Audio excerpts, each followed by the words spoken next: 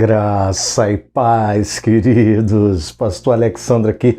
E hoje a gente vai trazer Gênesis capítulo 47. Jacó chega na terra do Egito. Mas vou botar a vinheta para passar. E você, enquanto isso, se inscreve, curte, compartilha, comenta. Quando você faz isso, o YouTube entende que esse vídeo é relevante e manda para outras pessoas. E assim a palavra de Deus é espalhada. Amém? Logo depois da vinheta, vem comigo que eu vou te explicar Gênesis capítulo 47. Amém, queridos?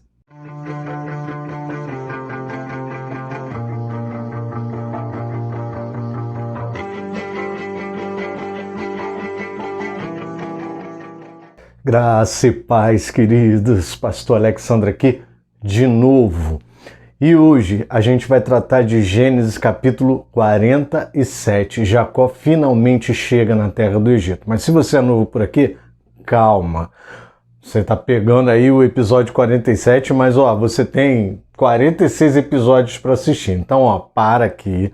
Eu vou colocar um card aqui em cima, ele vai aparecer nesse cantinho aqui, Se o YouTube não mostrar esse card que aparece nesse cantinho aqui, uma bolinha branca, você vai aqui embaixo, tem o meu nome, Alexandro Santos. Aí você clica, vai em playlist e lá na playlist você vai encontrar todas as playlists dessa época atual que você está assistindo, tá?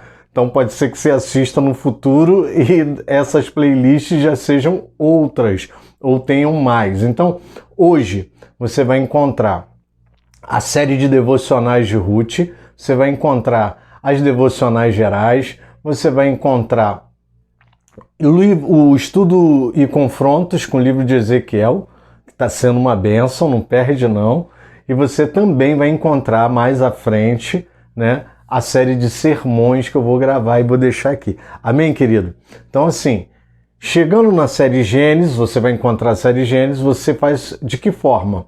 Você vai pegar, lê o capítulo, assiste o episódio. Lê o capítulo 2, assiste o episódio 2. Lê o capítulo 3, assiste o episódio 3. E assim por diante. Fazendo assim, você vai entender mais facilmente, porque o mais importante é a palavra. A série Gênesis, ela tem o objetivo de nós lermos a Bíblia e ao mesmo tempo estudarmos de forma intensiva o livro de Gênesis, onde eu posso te trazer aplicações práticas para a nossa vida, posso te dar dicas teológicas, posso falar curiosidades. Então, assim, o livro de Gênesis está chegando no final, mas foi uma bênção, tá? A gente está aqui no capítulo 47, daqui a 3 semanas acaba a série Gênesis, 48, 49, 50. Vai acabar a série Gênesis. E aí, o que vem pela frente? Só Jesus sabe, amém, amado? Então, logo depois do pause, estou te esperando aqui. Bom, amado, o capítulo 47, que não é diferente dos capítulos que se seguem desde o 43, que eu venho trazendo, todo esse desenrolar da história, onde José se dá a conhecer, perdoa os seus irmãos. Só que agora, no capítulo 47 é a parte em que os irmãos voltaram, pegaram o pai passou em Berseba, sacrificou ao Senhor, Deus falou com ele da ida dele para o Egito, ele já está ciente que é da vontade de Deus, e aí ele chega no Egito. E aí, amado, quando ele chega no Egito, ele e a família, José, se encarrega de levar 5 de seus irmãos, para conhecer Faraó. E chegando lá, José instrui eles conhecem Faraó. Faraó pergunta para eles, o que vocês fazem? E aí eles falam, olha, meu senhor, nós somos pastores de rebanho.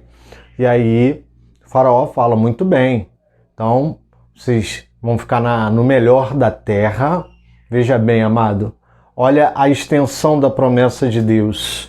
Muito embora eles não estivessem em Canaã, que seria a terra onde eles iriam habitar, Deus estava ali providenciando a estada deles ali, de forma que eles tivessem o melhor da terra. E aí Faraó fala para eles, olha, vocês vão ter o melhor da terra, vocês vão ter espaço e vocês podem usufruir dessa terra da melhor forma possível.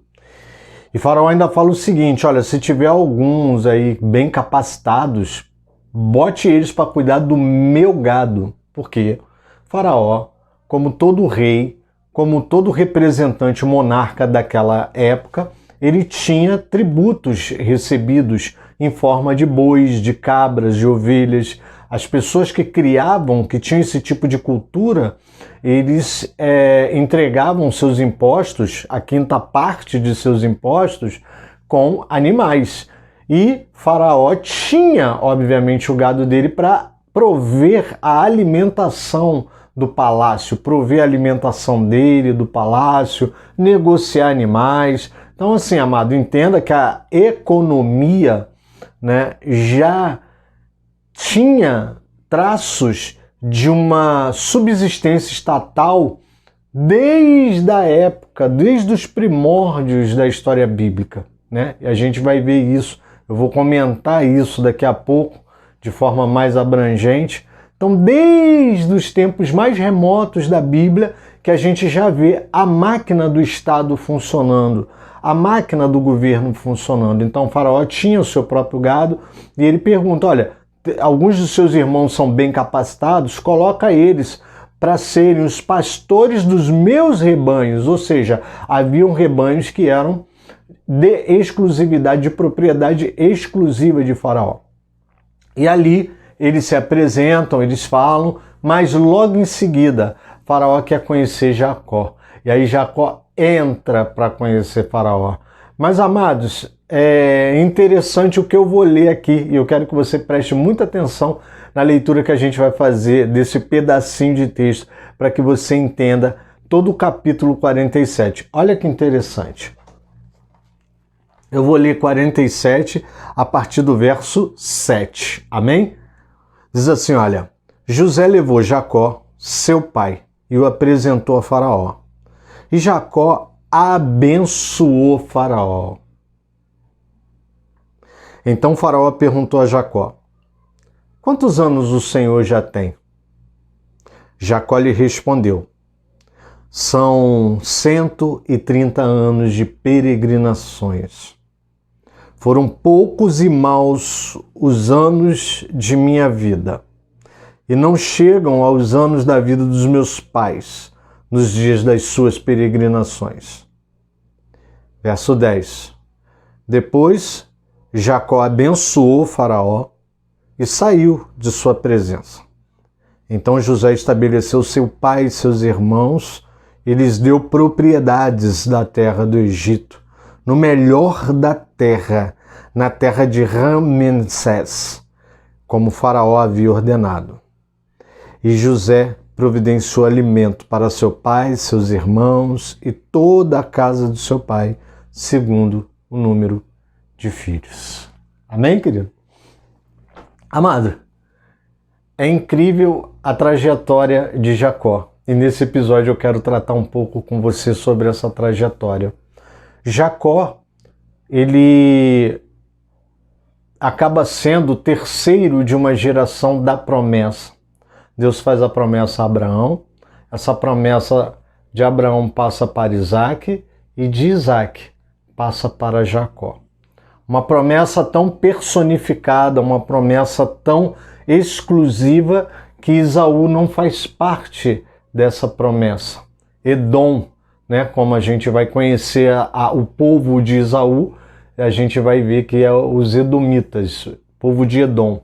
Eles não vão fazer parte, vão ser preservados por Deus, vão ser colocados num lugar da terra, né? Eles terão a parte deles na terra, mas eles não têm o mesmo nível de participação da promessa de Deus como Jacó.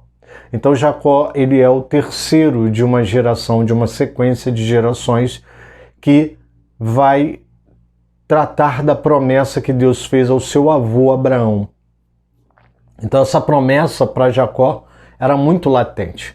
Por que da importância de nós falarmos de Jacó? Porque depois de Jacó virão os seus filhos, as 12 tribos. Sai de Jacó essas 12 tribos.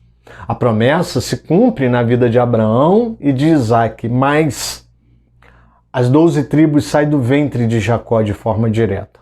Jacó é aquele que até o momento estava sozinho carregando a promessa. E agora Jacó dá a promessa, distribui a promessa, passa a promessa, como nós vamos ver no próximo episódio, para os seus filhos e netos darem prosseguimento na terra.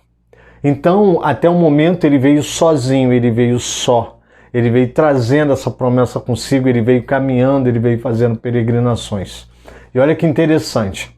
Quando Jacó entra na presença de Faraó e o abençoa, e eu vou falar isso daqui a pouco, e conversa com Faraó, Faraó pergunta para ele: quantos anos o senhor tem? E ele fala: são 130 anos de peregrinação. Poucos são os meus dias. E esses poucos dias foram maus. Não chega perto dos dias das peregrinações dos meus pais. Ele estava falando de Abraão e de Isaac. E aí, amado, eu quero começar a te falar aqui sobre o seguinte. Como pode, né? A forma como a gente trata a nossa vida, a forma como a gente vive a nossa vida, vai determinar se os nossos dias vão ser muitos e se vão ser bons. A gente sabe que Jacó teve diversos desencontros. Jacó teve uma vida não muito fácil. Jacó, ele envolvido pelos planos da mãe, pelo planejamento da mãe, que tinha uma palavra de Deus, mas que talvez tenha agido de forma precipitada. Jacó, ele acaba por passar a perna no irmão, ser mais esperto que o irmão. Por esse motivo ele precisa fugir. Ele vai viver com os seus parentes, os parentes de sua mãe, que é Labão. Lá ele é enganado na hora de se casar, ele é obrigado a casar com Lia e só depois ele consegue casar com Raquel, que por acaso é a mulher que ele ama, mas ele tem que arcar com compromisso com Lia. Se ele pudesse, ele não seria casado com Lia. A gente percebe isso de forma bem clara, mas ele arca o compromisso que tem com Lia, se casa com Lia, porém ama muito Raquel. Raquel morre de parto e só lhe dá 2 filhos, né? Os filhos de Lia e os filhos das servas são homens bastante complicados. A gente vem aqui mostrando o caráter desses filhos, a gente vem falando do caráter desses filhos e a gente percebe que o caráter dos filhos de Jacó é um caráter deturpado. Eles têm desvio de caráter, eles têm uma forma de tratar as coisas de forma muito tempestuosa. Eles dão fim no irmão por inveja, por ódio. A Bíblia é quem fala isso, tá, amado? Eu vou usar a palavra ódio, talvez você esteja, pô, pastor Alex usou a palavra ódio. Sim, a Bíblia fala que eles odiavam seu irmão. E aí Deus preserva a vida de José, mas olha, imagina que nesses 22 anos aí, talvez, cálculo que eu estou fazendo aqui rápido de cabeça, esses 22, 25 anos que Jacó fica afastado de José, ele pensa que seu filho morreu. Ele pensa que o primogênito da mulher que ele amava morreu. Ele fica viúvo por completo. Então toda essa história, todas essas aflições, todos esses desencontros levam Jacó a dizer para Faraó que os dias dele foram poucos e maus. E sabe, querido, eu quero deixar aqui uma palavra para você, a primeira palavra, eu tenho outra também. Eu quero deixar aqui a primeira palavra para você, é que conduza a sua vida da melhor forma possível. Conduza a sua vida de forma a sempre estar dentro da vontade de Deus. Conduza a sua vida de forma a não ter desencontros. Conduza a sua vida de forma que você verdadeiramente viva para Deus com excelência, para Deus, por Deus. Que tudo que você faça venha de Deus. A Bíblia fala que dele, por ele e para ele. talvez Jacó não tenha pensado na sua vida todas as atitudes nesse padrão. Talvez as nossas atitudes também não sigam esse padrão, dele, por ele, para ele. Mas se existe um conselho que eu posso te dar para que você não repita, a frase que Jacó repete para Faraó é: faça tudo na sua vida dele, por ele e para ele, para o Senhor Deus. Sabe por quê, amados? Nossos dias são poucos por natureza. E olha que Jacó estava falando de 130 anos. Hoje, quando nós chegamos aos 60, 70, nós já estamos dando graças a Deus.